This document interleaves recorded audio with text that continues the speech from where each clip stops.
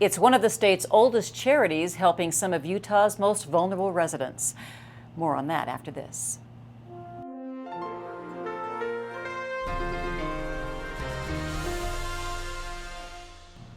Welcome to Comcast Newsmakers. I'm Alexis Cairo. Our guest this hour is Mircea Divricean, who is president and CEO of Kostopulos Dream Foundation and Camp Kostopulos. Welcome. Thank you so much for having me with Camp me today. Kostopulos has been around for a long time, very familiar to a lot of Utahns. But tell me very briefly, what is the mission of Camp Kostopulos? Our mission ever since the beginning, for almost 50 years, has been to improve the quality of life for people with disabilities and special needs through education, recreation, and growth opportunities.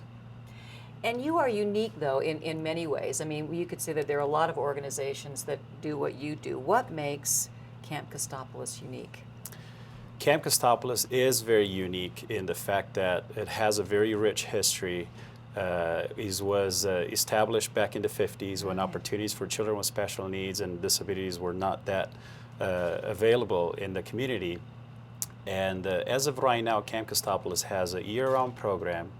We incorporate summer programs, we have social community activities off-season, and then we also have year-round recreation, horseback riding therapy sessions for people with disabilities. When it comes to how Camp Kostopulos is so unique comes down to the philosophy and the values that we have at the camp. Children with disabilities, they grow up being told all the time, you can't do this or you can't do that. And then at Camp K, our philosophy is that everything is possible. You can do anything with a little bit of support and a little bit of adaptability. So that's kind of what makes us unique is all our programs, although in a fun and safe environment, we provide these opportunities in order to grow self-esteem, boost confidence, teach life skills in order to foster independence. And you've seen results. I mean, you've been there a while. Have you seen sort of results, like maybe a child that you had at the camp what are they doing today?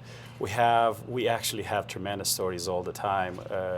In my latest newsletter, I just talked about at least a couple of examples. With our horse therapy, well, there are several of them, but horse therapy, the story of Ryder, he's a camper coming to Camp Kostopulos. He's 4.5-year-old a child with autism.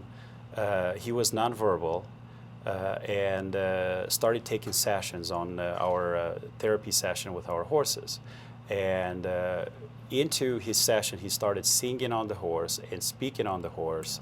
So he started talking at Camp Kostopulos because of our therapy. Other examples are, from Jason, he is 26 years old and he has Down syndrome, and he did not have many friends his age before coming to Camp Kostopulos.